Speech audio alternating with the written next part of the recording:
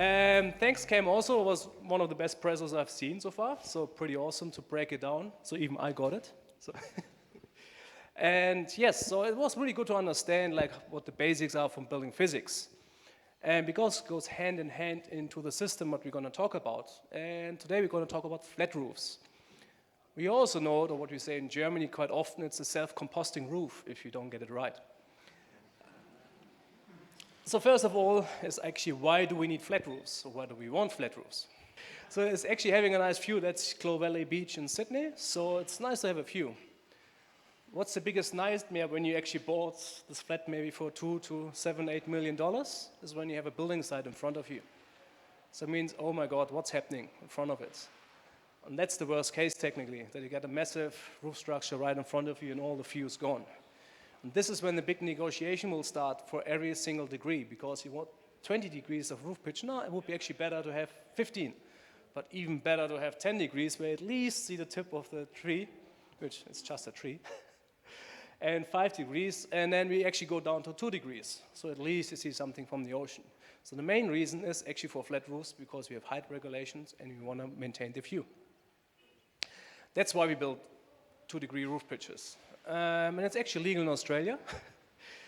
In Germany, the minimum roof pitch in a vapor permeable structure is actually 12 degrees. So everything below 12 degrees in Germany, we have to be absolutely vapor tight, because you need something like a torch or membrane on the outside to stop any water getting in. It has more to do like with icing, with back diffusion. That's the main issue, which we don't have luckily here in most parts of Australia. Traditional way how we build roofs in Australia, good old anti-con. And you still have condensation in the system. But the insulation there is actually there, so it acts like a sponge, so you don't see the condensation anymore. And you also have condensation underneath them. So that's why you need the ventilation layer in here, the ventilation layer between the rafters to get rid of the condensation. So the new building code also recommends or requires that you have to have at least 20 millimeters ventilation underneath your primary insulation layer, above your primary insulation layer, sorry. But as you can imagine, I'm not the biggest fan of.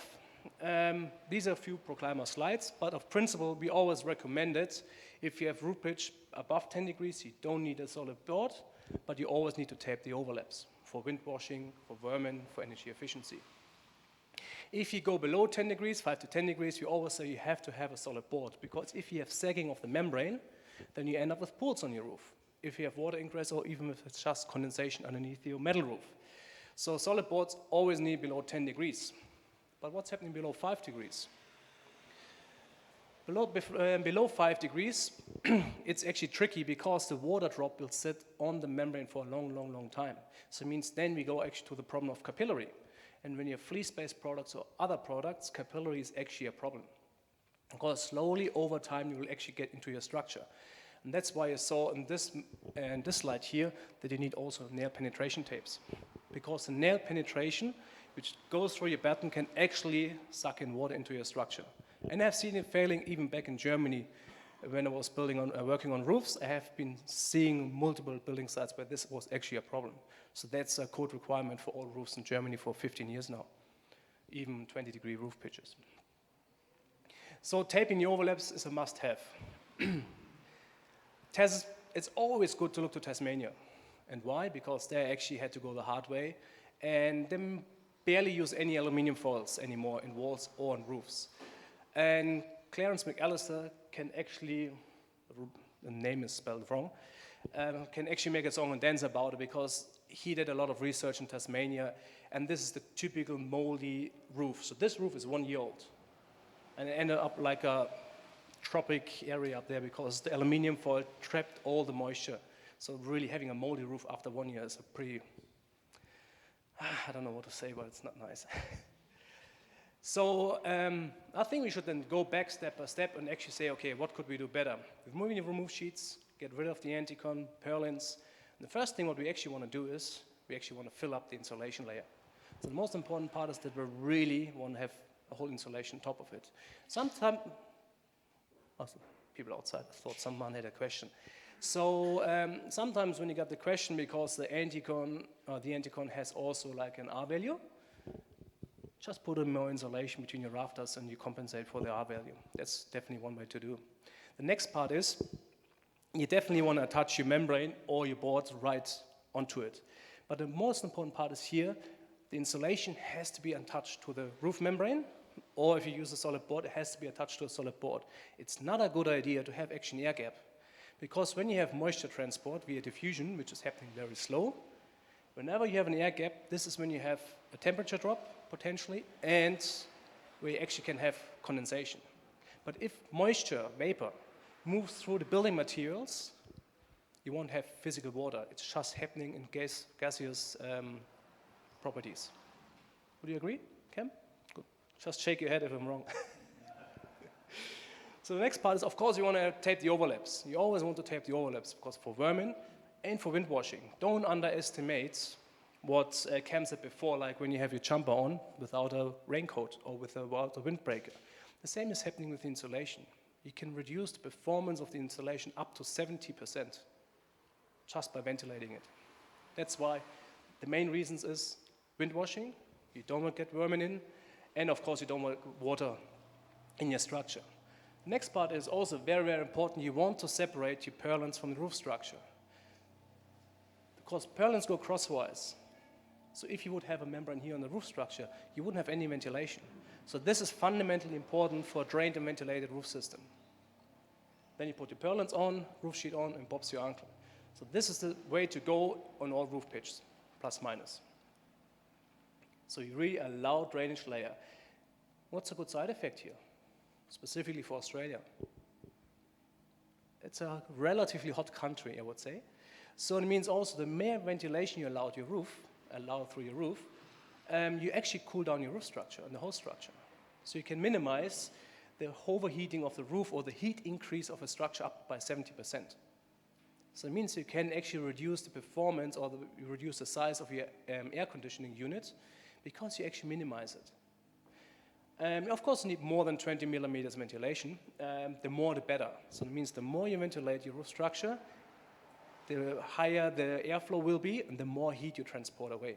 So that's one of the passive cooling methods of your roof structure in summer, and you have more heat, moisture removal in winter too. If you now go down to above 10 degrees, the best practice is always having a solid board, because you don't want sagging of your roof membrane. And through the roof structure is okay, but latest when it hits the ponding board on the eave, this is when you have a water pool in the structure, and it's an absolute no-no. That's why a drained and ventilated system is the way to go. But now when we go even lower, we have some challenges, and one of the big issues is ponding of the roof. And that's an absolutely no-go. So whenever I would have a pool on my roof, I would call the builder who is responsible for it and say, okay, you do it again. I would never ever accept any water pools on my roof. So even if you install a membrane really, really nice, you always have sagging. That's normal. You can pull it as nice and taut as possible. This membrane is even reinforced with a mesh, but you're still going to have sagging, because the membranes, if you have good membranes, they actually relax under heat. If you have cheap membranes, they tighten up, which is not a good idea, because if you heat up the membrane, they tighten up, then you have stress on the tapes, you have stress on the fixings, then this membrane will start to leak after a while. So good membranes, they actually start to relax. So you have ponding again.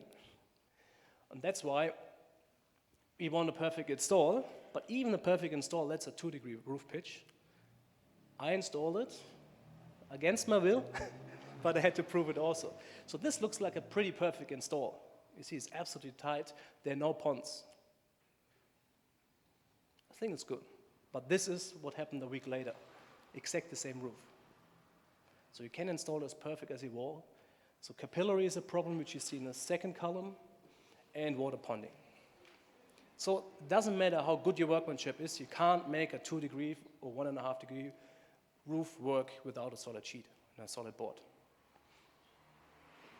So as I knew that there's a problem, I had to figure out, okay, what's actually working? And remember, like 2-3 years ago, we had a situation called COVID. So I was in the Sydney office by myself, and at the same time, we had actually a project that the Australian National Library needed a new roof. And they wanted to leave the roof exposed up to 8 months. And the guy said, Daniel, we don't want to have a single drop in the roof structure. And I just thought, okay, challenge accepted. So that's actually why I developed the flat hero system for the Australian National Library. But always a way when you try to figure out what's working, what's not working, is actually you just build a pool. I call it Daniel's Ark. And just recently for a commercial building site, I had to build an Ark 2.0 to test external grade rock wool and see what the fixings, if they're leaking or not. So the thing is, whenever you want to test if something is working, you just build a little pool and you stick in 100 millimeters. So the building code requires you pass a detail, a product passes also, if you stick 100 millimeters water on top, and it won't leak for 24 hours. That's a pass in the building code. Itself, like now, of course, we're going to talk about our membranes, that's not a problem for our membranes itself, because you can stack 10 meters of water on our membranes, the membranes won't leak, our ones. Microporous membranes wouldn't be as watertight. What I'm saying here is, it's not the product most times, it's installed in the detailing. So that's why we have to be very, very precise how we actually detail everything. And that's what I did here. So I drew this one up in SEMA, so we went through, or I did by myself. And as I'm a relatively experienced chippy, I was very confident, so yeah, it won't leak at all. And then I put some water in, and some of the parts actually started leaking immediately. So even, I thought, perfect, it will work. It leaks, bugger. So I had to come up with an alternative. So it means, okay, actually use a different tape and a different taping technique, and actually stop the leak. I thought the grommet would be good enough, but in this case it wasn't. The same here with the chimney. So this is like a chimney, but it's not about the chimney, because we don't have many chimneys, but it's more about internal and external corners. I was very confident also, I felt like an origami grandmaster when I taped it and folded it around the corners. And yeah, 3 out of 4 corners leaked. So I had to learn again in the hard way. So again, same, I changed the application, and because I tried to get away without extra product, so I tried to make it as simple and as less product intense as possible. But I realized I have to use again this stretchy tape to get this corner right. And it actually was a fast install and an easy install too. You need an extra product, but it was a better solution. And this is then how the whole system looks like. So I did the same for the cables here. I did the same for pipes. So pipes work quite well. What I'm saying here is it's never about product, it's always about systems, always, and the installation. And part of the system is always that you have a product, you have the accessory tapes, etc., to get as a whole system. Also because when you have a low pitch roof, you have the sheets, and you have the peel and stick membrane. So you actually add on more resistance on the outside of your building. So you might actually need a vapor control layer, a smart vapor control layer on the inside to stop any moisture getting in the structure. Because it takes quite a while for the system to dry out. And yeah, product. So it's also important to understand how the system is working. And first of all, we need the drying potential. So the system needs to be able to dry out. The next part is, why does it have to dry out? Because the building materials, when you get them on site, they're never 100% dry. So you also have this floor joist here, and the insulation has always moisture in. One of the biggest problems we have here in Australia, of course, is stick building. Having stick frames means you introduce a shitload of water in your structure. If you now pack it in on both sides and you use the wrong products, then you trap a lot of moisture. How long do you think, when you have a wet wall, how long do you think it will take to dry out? Just throw out some guesses. I think you know, so that's why I don't ask you. What do you think? How many weeks, or months, or decades? Yeah. So, but you can roughly say around 8 to 10 years for a structure to dry. Yes. The reason why I know is because you can simulate it with a WUFIC simulation. It's a hydrothermal analysis program.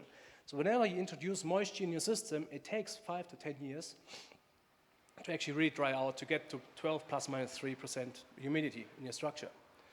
And always being aware, when you leave your building exposed, it's a very hard time. And always think about the bottom plate too. I had a passive house once, I was wrapping it, and they had triple studs in the middle of the building, triple studs. A half year later, I had to remove it because I couldn't run the Intello through, etc. So I removed it and it was still soaking wet, and it was completely on the inside. So don't underestimate how long it takes to dry out. And in the best case, how Cam said before, we actually want the drying potential in both directions. So that's why you need the right membrane so it can dry to the outside, and you need the right smart vapor control layer to allow it to dry to the inside. And the same is for the timber. This is, of course, a ventilated structure, but what if you have standing seam? And standing seam is a big issue too, because it's absolutely vapor tight. So the minimum you have to do is that you at least put kind of a mesh on it. It's kind of a hairy chest mesh, 8 millimeters. But that's not a ventilation layer, it's just a pure drainage and ventilation layer. The right way how to build it would be actually put counterbattens on, another sheet on to fully ventilate it, and then you put a metal sheet on top of it. But it doesn't happen in Australia that often at the moment because, of course, it adds up quite a bit of extra costs. And you really need to create the drainage layer because you will have condensation underneath the metal backpan to 100%. So if you trap this moisture, it's a big issue. Also, there's no way in this system to make the system work without a smart vapor control layer. No chance at all. Now the big questions what I get sometimes is, do I need the smart vapor control layer just on the ceiling and not on the walls? Normally we always want to see things holistically, so it doesn't matter if you need it on the roof, you also want it on the wall. Of course, moisture doesn't just turn around and say, okay, then I go back home again. No. If you can't get through the roof, then you will go through the wall, so it should be always continuous. So when you build a flat roof, always be aware it's kind of, you're starting a domino effect here at some point. Yes, it stopped moisture. Fundamentally important to make this roof structure work is actually the color of the roof. Because I know we all want to go away from black colored roofs, and we all want white colored roofs because overheating is a big issue. But you can actually ruin your whole structure by using a white roof if you use the wrong installation method. Because if you have a white roof, you don't have the back diffusion Cam was talking about, because sometimes you need the drying potential, you need the heat from the outside because you always will have moisture in your structure. You can't avoid it. So you always want to manage it. So normally when you do the WUFI calculations, the hydrothermal analysis, you actually can see the structure always gains moisture in winter and it will dry out over summer. That's the normal period. And that's fine. So you always gain moisture, you release moisture. You gain moisture, you release moisture. The darker the roof is, the more drying potential your structure has. The direction of the roof is important. It will be important how high the parapet is. It's going to be important if you have shadings like trees around. So sometimes you will see you can't even make a standing seam roof work, so you need to actually add a ventilation layer to make it work. So just be aware that's all important parts of the system. Sun hits it, drying potential, a smart vapor controller will allow to dry back to the inside. Having a drained and ventilated roof structure is the better way, but as the roof pitch is so low, it's actually quite hard for the air to move. So it means you actually need more ventilation. So at least 50 millimeters. I know some of you think, normally you just have 45, what's with the 5 mil? Technically, you have some ventilation also through the corrugation, so if you ended up, you could get the 50 millimeters. If you have very long roofs, you actually have to go up to 150 millimeters. You just think, Daniel, you just made it up. But these numbers are Dean standards, but it's all based on studies by the US and by the Fraunhofer Institute in Munich. So it means it's all back on science. I know it's not realistic that we have 150 mil ventilation, but I'm just telling you what's technically the best way how to do it. But we talk about a 15-meter roof. That's actually a pretty big roof. It's more like commercial. So we have a whole white paper regarding this one, which you can download on our website. The important part is to understand materials. The biggest problem we have in Australia for doing the hydrothermal analysis is we don't have the data. So like when you look at the Australian database, there are not many products in. So now there's WUFI 7 coming out in the next few weeks, I think in October, and they're going to be a complete Oceania data set. But we don't have many timber materials in there. That's a big problem. So that's why I'm very precise that I always recommend using an OSB3 board. An OSB3 board most times is imported because when you have imported products, you actually have data. I'm not a big fan of importing things, but we have to create a market first before we actually start producing stuff here by ourselves. And all the plywood boards and other materials in Australia, there are no data. And we as ProClimate, we try to convince everyone to send the samples to the Fraunhofer Institute, so then actually their data will get to the database. but they have to spend $5,000. So even companies like CHH and the big companies, they don't even have the $5,000 to send a sample off to Germany. So yeah, that's a fun fact. But one way how to actually see if it's working or not, I just built another arc again, and I just put some water on top and see if it was leaking. So if water can get through, you can assume that water vapor will get through even easier. So that's one way how to do it. But I always recommend using OSB3 boards. Technology matters because monolithic membranes are definitely significantly more durable, and they're more watertight also. Because microporous, they can leak over the time because aging can be an issue, specifically when you have dust sitting on it, etc. But I don't want to talk too much about products. So also, let's go on the tools. It's about all the details. So of course, I can stay here and talk for hours and hours. What would be nice to do, but someone has to be precise how to do it. And that's why I create this installation guide, which is very precise. So I really want everyone to follow installation guide, and I think a few of you guys actually use the system already. What do you think, Maddie? Was it working? Should be right, eh? Yeah. So of course we don't want to have any protrusions in the materials because otherwise you punch a hole again. I really want you to really stick down the membrane properly and really pressure activate so the membrane sticks down and you don't have creases. You have to prime the overlap, so using the primer on the overlap stops the capillary here in the overlap. Because it's a fleece-based product, if you have water sitting there with wind pressure, water can actually track against gravity upwards to find a way to the inside, which is more bigger problem during the construction phase than in the later life. Also like the corners, I was really precise, like you really have to fold it properly nice around the corners and then use a stretchy tape to actually really activate it. If you really think you have standing water on it, even something silly like cutting the 2mm tape on 45 degrees actually can matter. So when I do all these product tests in the test lab here in Melbourne, these little details make tests pass or fail.